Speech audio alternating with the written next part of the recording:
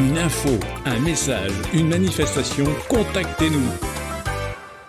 Bonjour à toutes, bonjour à tous, bienvenue au bar de l'économie. Aujourd'hui, on va parler investissement avec la Banque des Territoires, car j'ai la chance d'avoir à mes côtés Antoine Truch. Bonjour. Bonjour Florence. Vous êtes directeur justement de l'investissement à la Banque des Territoires. Alors, qu'est-ce que ça signifie pour vous l'investissement, puisque en ce moment il y a des crédits, j'allais dire, on a créé beaucoup d'argent, si je puis dire, donc il y a beaucoup de choses à faire. Alors, l'argent, quand vous en avez, en fait, le sujet, c'est quand même de le mettre au travail et de bien le mettre au travail.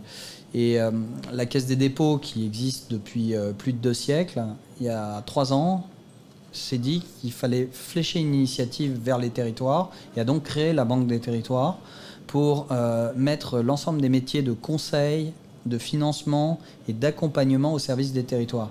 Donc souvent, avant de parler d'investissement, on parle de projet. Et pour parler de projet, il faut les co-construire avec les territoires. Ce que fait la Banque des Territoires, c'est travailler avec les milliers d'élus de tous les niveaux, de toutes les régions, de tous les territoires, prendre les projets, les concevoir ensemble, les co-construire, et puis après les financer. Ça peut être en investissement, ça peut être en prêt. Aujourd'hui, il y a quand même une problématique qui est évidemment, même s'il y a beaucoup d'argent qui circule, on a un État qui a une capacité d'investissement qui est un peu réduite. On le sait pour des raisons budgétaires. On a des collectivités qui vont traverser la crise, certaines de manière résiliente, de manière plus difficile. Et donc un outil comme la Banque des Territoires qui peut venir à la frontière entre le public et le privé pour faire arriver des projets, c'est intéressant. Laissez-moi être un peu concret. On est tiers de confiance. Quand, par exemple, la ville de Dijon dit « je vais faire une cité de la gastronomie dans l'ancien hôpital qui est au sud de la ville », il faut faire venir des investisseurs publics et privés. La Banque des Territoires joue en général ce rôle de catalyseur. Je viens de vous citer un exemple. On fait 300 projets par an. On a plus de 1000 projets en portefeuille, donc je pourrais vous en parler, vous citer de nombreux exemples. Ça veut dire qu'il y a une sélection drastique pour les projets. Donc, qui doit porter les projets? Est-ce que l'entreprise privée peut venir tout simplement vous apporter un projet, ou est-ce qu'il faut qu'elle passe obligatoirement par sa commune, sa communauté de communes, le département? Tout le monde. Tout le monde, et c'était un peu ce qu'il fallait changer, c'est-à-dire faire des points d'entrée simples, des points d'entrée locaux.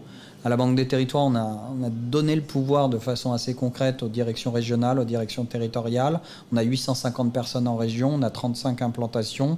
Donc on vient avec ces projets, qu'on soit un acteur privé, qu'on soit un hôtelier, qu'on soit un industriel, ou alors qu'on soit un élu de territoire. Je discutais à l'instant avec le maire de Saint-Léger-des-Mélèzes, dans les Alpes de Haute-Provence, de ces projets. Voilà, on vient, et puis il faut le faire aussi. On a aussi un portail d'entrée qui est digital. On n'a pas évidemment digitalisé totalement la relation. L'humain est au cœur de nos préoccupations. Mais sur banquedetterritoires.fr, vous pouvez aussi découvrir la palette des possibilités. Alors, vous avez dit tout à l'heure quelque chose d'assez juste, Antoine Truch. Je rappelle que vous êtes le directeur investissement de la Banque des Territoires. L'État a moins d'argent, enfin, en tout cas, doit faire attention à l'argent qu'il dépense. Comment fait-on la sélection des projets? Quelle vision attend à la Banque des Territoires de la France pour les années à venir? Parce qu'il y a on veut réindustrialiser la France, mais en même temps, on ne veut pas construire d'usines à tel ou tel endroit parce qu'on ne veut pas artificialiser les sols. C'est pas si évident. Alors, il y a une vision globale qui est, on veut des territoires plus durables, plus connectés, avec un lien sociétal plus fort. On veut des territoires plus attractifs. Quand on parle de tourisme, on parle d'attractivité. Donc ça, c'est la vision globale. Et d'ailleurs, la méthode de travail, c'est une méthode participative, où on est beaucoup en co-construction avec les élus pour que les projets correspondent à leur territoire. Une fois qu'on a dit ça, chaque territoire est unique. Parfois, l'artificialisation est un problème, est un sujet. Il y a d'autres endroits où on va pouvoir construire et devoir construire du neuf. Il y a évidemment une somme d'injonctions contradictoires. Aujourd'hui, on veut plus d'artificialisation. En même temps, on n'a jamais eu besoin d'autant de logements sociaux. Donc, vous voyez, il faut à chaque fois trouver des solutions un peu innovantes. Vous me demandiez la méthode de sélection. En fait, c'est une méthode positive. On va plutôt dire, venez, et sauf gros problème, on va faire votre projet. Et ça fait qu'en fait, moi, je vois entre les projets qu'on étudie et les projets qu'on finance, finalement, on arrive assez souvent à trouver des solutions et à les amener au bout. Et ça, c'est une grande fierté que nous renvoient nos clients et nos partenaires. Antoine Treusch, vous parlez de digitalisation. En fait, c'est vrai que beaucoup de toutes petites entreprises, et notamment dans le tourisme, puisque vous évoquiez l'économie du tourisme, ne sont pas digitalisées et certains n'en voient pas l'intérêt d'ailleurs. Est-ce que vous pouvez... qu'est-ce que vous en pensez? Qu'est-ce que vous leur dites? Alors, d'abord, il y a un sujet de peur autour du digital. Et c'est d'ailleurs une des initiatives qu'on finance. En France, vous avez 13 millions de personnes qui sont éloignées du numérique. On finance avec le gouvernement une initiative qui s'appelle Conseiller numérique. On va mettre 4000 conseillers numériques dans les territoires. On est sur France Service aussi qui permet de rapprocher la population de ces sujets. Et quand je dis 13 millions éloignés du numérique, quand vous parlez aux PME et aux TPE, en fait, il y a une TPE sur deux qui a un problème avec le numérique. Donc il y a un sujet finalement de dialogue et de montrer que c'est pas, le digital n'est pas contre eux, mais le digital est avec eux. Et évidemment, l'humain est très présent là-dedans. Une fois qu'on a dit ça, il y a des grandes tendances de marché qui sont positives avec le digital, et c'est bien ça qu'on doit accompagner. Aujourd'hui, par exemple, dans le tourisme, si vous ne digitalisez pas l'offre, pas de problème avec les plus de 50 ans. Ils continuent d'accéder à l'offre via des canaux traditionnels, les guides de voyage, le bouche à oreille, etc. Sur les 18-30 ans, c'est les réseaux sociaux. Donc si vous n'êtes pas dessus, vous ne suivez pas. Donc voilà, tout ça, il faut le faire de manière humaine, et c'est ce qu'on essaye de faire à la Banque des Territoires. C'est-à-dire que vous dites, par exemple, celui qui a une offre de service, je dis n'importe quoi, en montagne, il offre du kayak, par exemple, il faut qu'il se digitalise malgré tout. Mais d'un autre côté, quand on est sur la toile, comme on dit, c'est pas pour autant qu'on est vu. Vous êtes d'accord avec moi? Alors, on rentre dans des mécanismes effectivement de notoriété, et c'est là où on veut, d'ailleurs, je me permets d'en faire la publicité, on va lancer prochainement une grande plateforme digitale pour les activités de tourisme, parce qu'on pense que tout ça doit être fait non pas par les GAFA, mais plutôt par des institutions qui sont capables de mettre non seulement de l'humanité, mais aussi de l'équilibre économique, que toute la rente ne parte pas. Et là encore, on pense pouvoir expliquer, fait à l'appui, aux kayakistes dans les gorges du Verdon, que ça va aller de manière positive pour lui, augmenter son chiffre d'affaires, pouvoir gérer en ce moment, par exemple, avec la crise Covid. Vous ne pouvez pas aller faire une activité touristique si vous n'avez pas réservé à l'avance à cause des sujets de jauge. Ça montre le besoin de digital. Voilà, donc l'important, c'est l'explication et l'accompagnement. Et c'est pour ça que d'ailleurs, la Banque des Territoires, l'an dernier, on a investi 1,7 milliard d'euros en fonds propres dans les territoires. Mais on a également mis plus d'une centaine de millions d'euros en accompagnement et en conseil et en ingénierie. C'est des grands chiffres, mais en fait, ça compte territoire par territoire. Ce qui veut dire que, alors là c'est un scoop ce que vous annoncez, c'est que vous allez faire un produit, une plateforme de digitalisation pour le tourisme? Oui, on est en train de travailler là-dessus. Alors c'est pas un scoop parce que là encore il y a de la co-construction, donc on a travaillé avec les élus du tourisme, ils savent qu'on travaille là-dessus. Ça fait 1 an que le gouvernement nous a missionné, on arrive au bout de nos travaux et on va lancer en fait ce qu'on appelle une expérimentation. Notamment dans la région sud du produit. Et puis on espère que chaque touriste, chaque Français pourra progressivement utiliser ça. Le scoop, il n'est pas pour ce soir, je ne vous en donne pas le nom, je laisse la primeur au gouvernement qui va nous accompagner dans ces annonces.